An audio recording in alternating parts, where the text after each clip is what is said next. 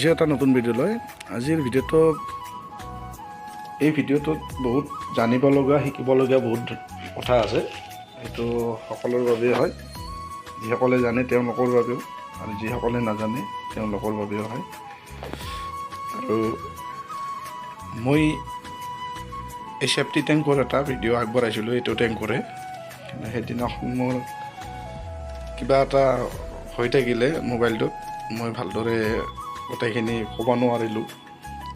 সেয়েহে আজি মই এইটো ভিডিঅ' আগবঢ়াইছোঁ আপোনালোকৰ কাৰণে।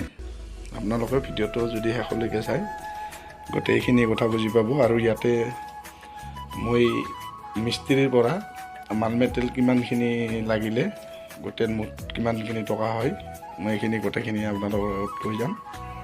আপোনালোকে ভিডিঅ'টো শেষলৈকে চাব। এই টেংকিটোত মোৰ ইটা ব্যৱহাৰ হৈছে 2500, আৰু ইয়াত গাড়ী চিষ্টেমত আনিলে এক গাড়ীত 2500 আহে, আৰু 2500 ইটাৰ দাম হৈছে 24,000 টকা।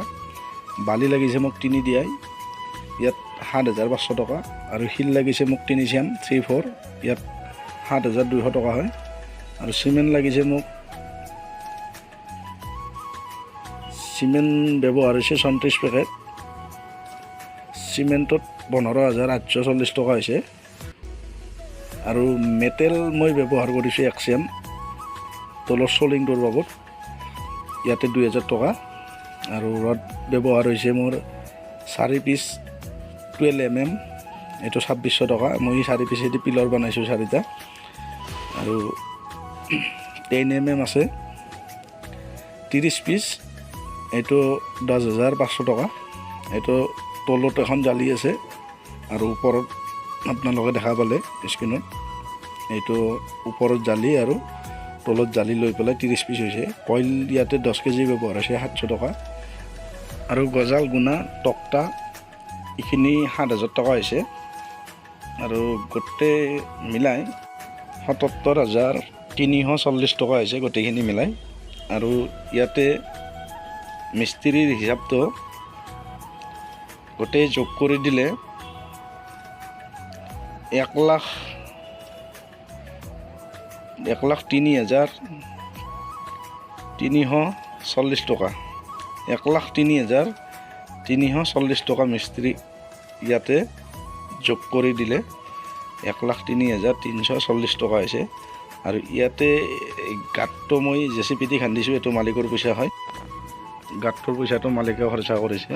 আৰু এইটো আপোনালোকৰ ফাইনেল হয় হিচাপটো। ইয়াতে আপোনালোকে 1 টকা বেছি আৰু কম হ'ব নোৱাৰে,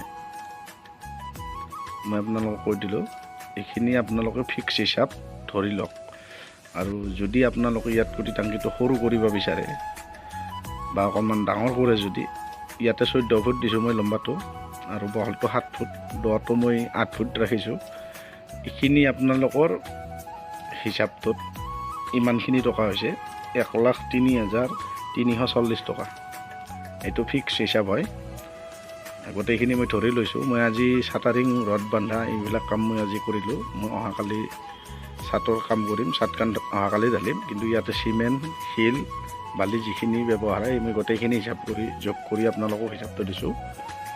আৰু মোৰ চেনেলত আপোনালোকে নতুনকৈ আহিছে যদি চেনেলটো ছাবস্ক্ৰাইব কৰিব, আৰু আগলৈ এনেকুৱা নতুন নতুন ভিডিঅ'বোৰ পাই থাকিব। আৰু যদি আপোনালোকৰ কিবা সুধিবলগীয়া থাকে মোক কমেণ্টত জনাই দিব, আৰু মই যিমানখিনি পাৰোঁ আপোনালোকক ৰিপ্লাই দিয়াৰ কাৰণে চেষ্টা কৰিম। আৰু আজি মই ইয়াতে 4টা ৰুমৰ মাটি ভৰাৰ কামটো লগতে কৰি আছোঁ। এখন JCB আনি যোৱাকালি ট্ৰেক্টৰেদি মাটিটো ষ্টক কৰা হৈছিলে। মানুহ দি ভৰালে বহুত টাইম লাগি যায়। JCBখন এদি মই 1.5 ঘণ্টা কাম কৰিছোঁ। 4টা ৰুম পূৰা ভৰ্তি হৈ গৈছে মাটি।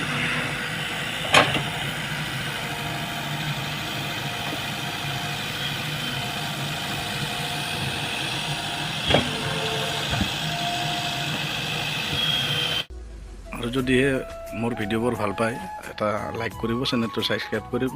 আৰু আগলৈ এনেকুৱা আপোনালোকে নতুন নতুন ভিডিঅ'বোৰ মোৰ পাই থাকিব।